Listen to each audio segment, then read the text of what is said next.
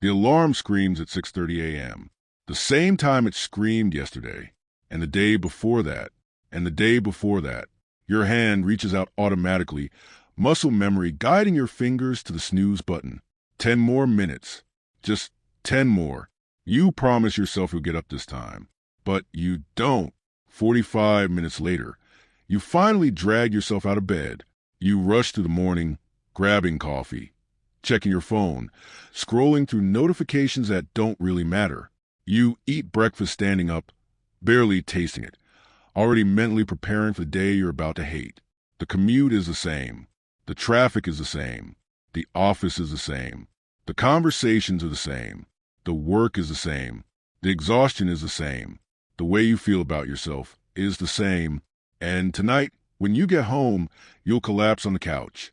You'll scroll through social media, watching other people live their lives while yours passes you by. You'll watch Netflix until your eyes burn. You'll eat food that doesn't nourish you. You'll stay up too late and wake up tired again tomorrow. Sound familiar? This is a loop. The endless, soul-crushing loop that millions of people live inside every single day. Not because they want to, not because they're lazy or weak, because they're comfortable. And they have no idea that their comfort zone is quietly killing them. It doesn't look dangerous. That's why it's so deadly. It doesn't announce itself with warning signs or flashing lights. It doesn't threaten you or frighten you. It just wraps itself around you like a warm blanket on a cold night. And then it never lets go. Comfort feels safe. It feels secure. It feels like the right thing to do. That's exactly why it's the most dangerous force in your life. The greatest prison has no walls. There are no bars, no guards, no locked doors. You can walk out anytime you want.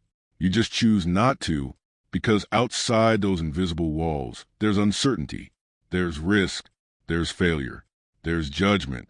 There's the terrifying possibility that you might not be as good as you think you are.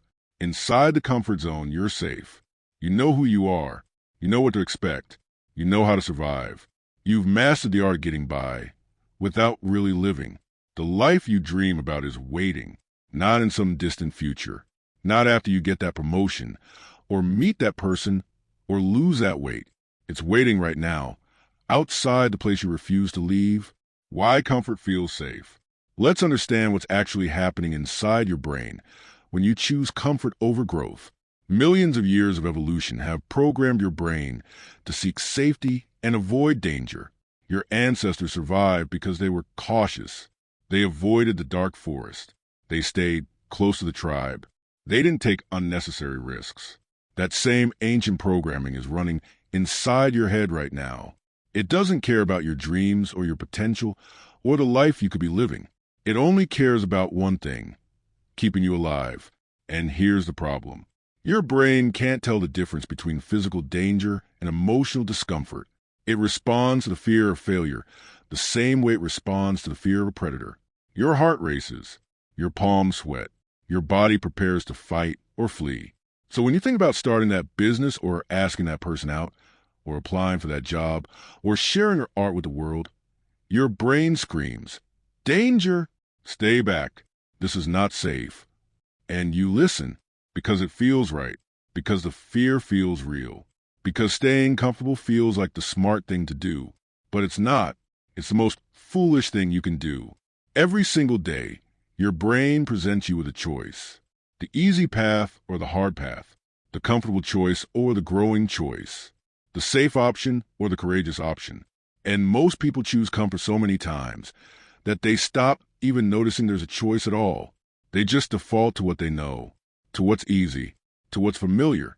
This is how dreams die, not in dramatic explosions, not in moments of devastating failure. They die slowly, quietly, invisibly, one comfortable decision at a time. The hidden cost of comfort. What does comfort actually cost you? Not in the moment. In the moment, comfort feels free. It feels like a gift you give yourself. It feels like self-care. But there's a bill that comes due, and it's not a small one. Comfort costs you your potential. It costs you your energy. It costs you your confidence. It costs you your health. It costs you your relationships. It costs you your happiness. It costs you your life. Think about the things you put off, the dreams you've postponed, the goals you've abandoned, the person you told yourself you become, but never did. Every single one of those failures can be traced back to one thing: a moment of comfort, a decision to avoid discomfort, a choice to stay safe instead of taking a risk. The comfortable life is not a life. It's a slow death disguised as existence. You're alive, but you're not living. You're breathing, but you're not thriving. You're surviving, but you're not becoming.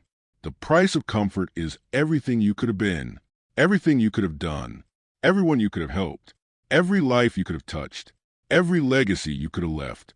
Look at your life right now. Where are you comfortable? Where are you coasting? Where are you just getting by?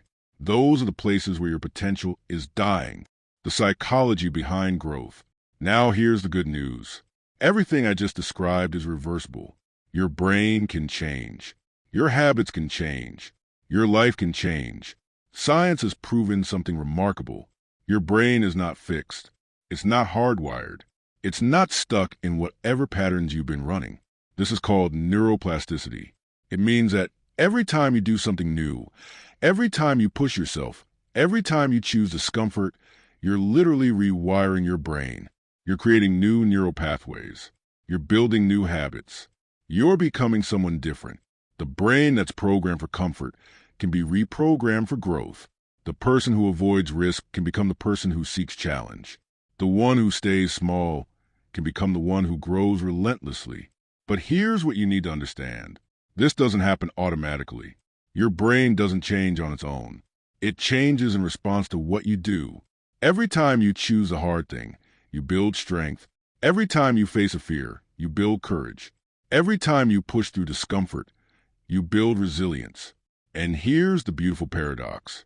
The more discomfort you embrace, the more comfortable you become with discomfort. The more you push yourself, the easier pushing becomes. The more you challenge yourself, the more capable you feel.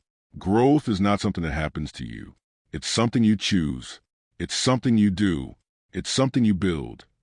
Stories of transformation. Let me tell you about someone who broke out of their comfort zone. His name was Marcus, and he was dying. Not literally, not yet, but inside. The part of him that dreamed, that hoped, that believed, was slowly suffocating under the weight of his comfortable life. Marcus worked a job he hated. He woke up every morning dreading the day ahead. He spent 8 hours doing work that meant nothing to him. He came home exhausted and numb. He ate junk food. He scrolled social media. He watched TV until his eyes burned. He went to bed feeling empty and woke up the next day to do it all over again. He told himself it was temporary. He told himself he was saving money. He told himself he'd start his own business someday. He told himself he'd get in shape next month. He told himself he'd find a relationship when the time was right. Years passed. The dream got older. He got older.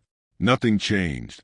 One night, Marcus was lying in bed, staring at the ceiling, and a thought hit him like a punch to the chest. I've been saying someday for 10 years, and nothing has changed. Why would next year be any different?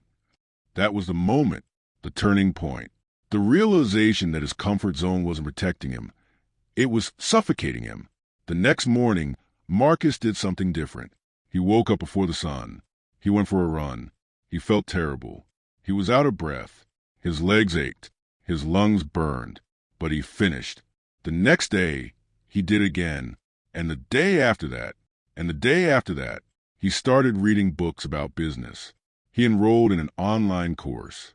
He woke up an hour earlier every day to work on his own projects. He quit his job. He started a business. He failed. He started again. He failed again. He kept going. Today, Marcus runs a successful company. He's in the best shape of his life. He's in a relationship with someone who genuinely loves him. He wakes up excited about the day ahead. Not because he's special, because he stopped choosing comfort. The comfort zone trap. Now let's talk about the traps. The invisible, seductive, clever traps that keep you stuck. The first trap is, I'll start Monday. You tell yourself you'll start the diet on Monday. You'll start the business on Monday. You'll start working out on Monday. You'll start learning that skill on Monday. But Monday comes and Monday goes, and you're still the same person, living the same life. making the same excuses. The second trap is, I'm not ready. You think you need more education, more money, more confidence, more time, more experience, more support, but you'll never feel ready because readiness is not a feeling. It's a choice. You don't wait until you're ready. You start before you're ready. You learn as you go. You figure it out along the way. The third trap is, what if I fail? This one is powerful because failure feels real. It feels like the end of the world. It feels like something to be avoided at all costs. But failure is not the opposite of success. It's a necessary part of it. Every successful person has failed. Multiple times. They didn't avoid failure. They embraced it. They learned from it. They grew from it. The fourth trap is, I need more time. You believe that someday you'll have more time, more energy, more focus, more willpower. But that day never comes. Because time doesn't create energy. Energy creates time. You don't find the energy to do what matters. You make the energy. You prioritize what matters. You say no to what doesn't. The fifth trap is, I'll wait for motivation. You think motivation is going to show up like a knight in shining armor and rescue you from your mediocre life. But motivation doesn't show up. It's not coming. It never was. Motivation is not the cause of action. It's the result of action. You don't wait for motivation to act. You act and motivation follows. These traps are not accidents. They're the mechanisms of the comfort zone. They're how your brain keeps you safe. They're how you talk yourself out of the life you really want. The only way to escape them is to recognize them for what they are. Excuses. Just excuses. Nothing more. Daily habits that kill potential. Let's look at the habits that destroy potential. The ones that feel harmless, but are actually deadly. Sleeping too much. Not the right amount. Too much. You sleep in because you don't want to face the day. You hit snooze because you're avoiding reality. And every morning you spend hiding under the covers is a morning you're not building your life. Scrolling on social media. You tell yourself you're just relaxing. You're just checking in. You're just staying connected. But you're not connecting with anything real. You're not building anything meaningful. You're just consuming, watching other people live their lives while yours passes you by. Binge watching Netflix. You tell yourself you need to unwind. You need to decompress. You need a break. But you don't need 5 hours of Netflix. You need 5 hours of something that actually matters. Video games. You tell yourself you're having fun. You're competing. You're challenging yourself. But you're not challenging anything real. You're just escaping from your actual challenges. Complaining. You tell yourself you're just venting, just processing, just sharing your feelings. But you're not processing anything. You're just reinforcing your helplessness. Every complaint is a vote for the status quo. Every complaint is a choice to be a victim. Negative friends. You tell yourself they're just being honest, just keeping it real, just telling you the truth. But they're not telling you the truth. They're telling you their fears, their limits, their excuses, fear of criticism. You tell yourself you're just being careful, just thinking things through, just waiting for the right moment. But you're not careful. You're scared. And you're letting that fear control your life. Perfectionism. You tell yourself you're just demanding excellence, just having high standards, just wanting to do it right. But you're not achieving excellence. You're avoiding imperfection. And perfection is the enemy of done. Comfort eating. You tell yourself you're just treating yourself, just celebrating, just coping. But you're not treating yourself. You're numbing yourself. You're avoiding the feelings you don't want to feel. Lack of exercise. You tell yourself you're just tired, just busy, just not that into it. But you're not tired. You're deconditioned. You're not busy. You're disorganized. Avoidance. You tell yourself you'll deal with it later. You'll handle it when you have more energy. You'll face it when you're ready. But you won't. You'll avoid it again, and again, and again. Every single one of these habits is a vote for the comfort zone. Every single one is a choice to stay small.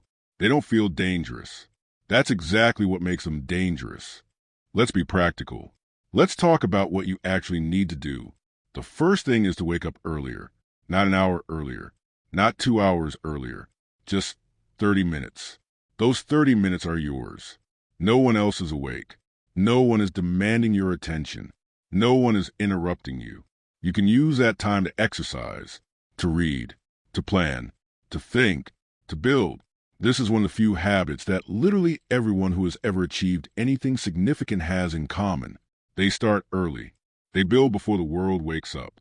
The second thing is to exercise every day, not for your body, for your mind. Exercise is the single most effective thing you can do for your mental health. It reduces anxiety. It reduces depression. It improves focus. It builds discipline. It makes you feel capable. The third thing is to take cold showers, not for health benefits, for mental toughness. Every time you step into a cold shower, you're making a choice. You're choosing discomfort over comfort. You're choosing growth over ease. You're proving to yourself that you can do hard things.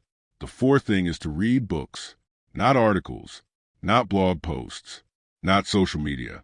Books, real books, ideas that have been developed over hundreds of pages.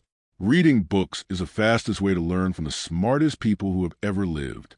And they're free. They're available at libraries. They're on your phone. The fifth thing is to meditate, not for spiritual reasons, for practical ones. Meditation trains your attention. It helps you focus. It helps you calm down. It helps you see your thoughts without being controlled by them. The sixth thing is to learn uncomfortable skills. Things you're not good at. Things that require effort. Things that make you feel like a beginner again. The seventh thing is to speak to strangers, not to make friends. To practice courage. To practice presence. To overcome the fear of rejection. The eighth thing is to take calculated risks, not reckless ones. Ones where the downside is limited and the upside is significant. Risks that push you forward. The ninth thing is to write goals daily, not once a year, not once a month. Every day, write them down, review them, remind yourself of where you're going. The 10th thing is to practice discipline every single day, not for discipline's sake, for freedom. Freedom from your impulses, freedom from your emotions, freedom from your comfort zone. Why do these things work? They work because they build mental toughness. They work because they break the habit of comfort. They work because they prove to you that you are capable of more. Every time you do something uncomfortable, you're not just building a habit. You're building an identity. You're becoming someone who does uncomfortable things. This is what's really happening beneath the surface. You're not just changing habits. You're changing who you are. You have an identity right now. It's a story you tell yourself about who you are. I'm not a morning person. I'm not good at math.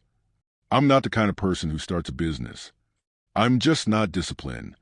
These stories are not true. They're not based on reality. They're just patterns.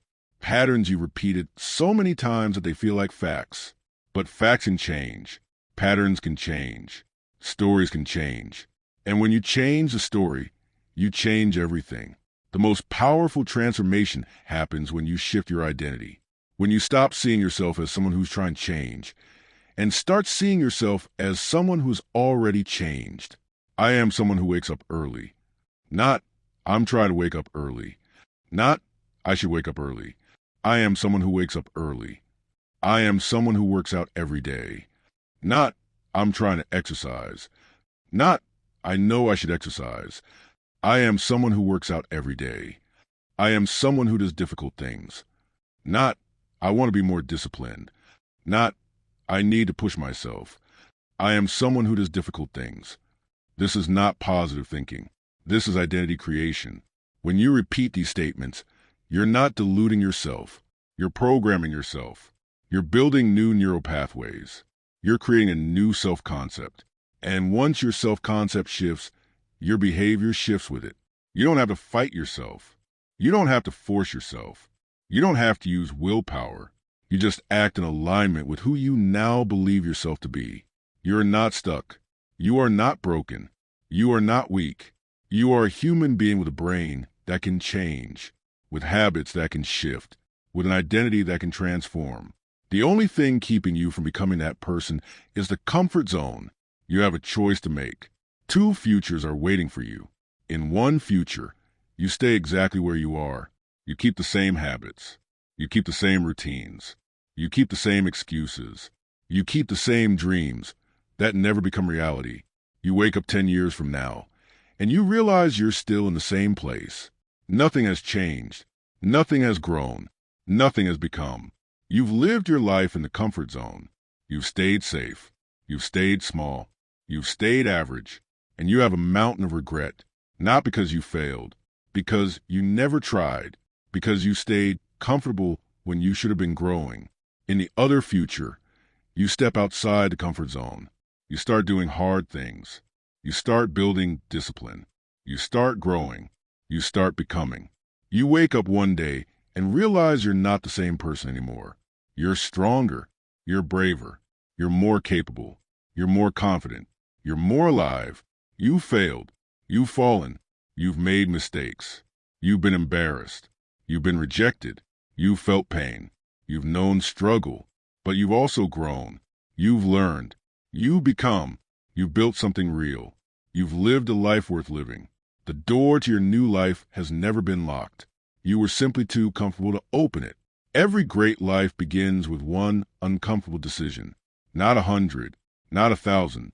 One. The one that breaks the pattern. The one that starts the momentum. The one that says enough is enough. That moment is right now. Right here. You don't need to wait until Monday. You don't need to wait until next year. You don't need to wait until you feel ready. You just need to step outside. The air is different out here. The light is brighter. The possibilities are endless. The person you could become is waiting. Don't make them wait any longer.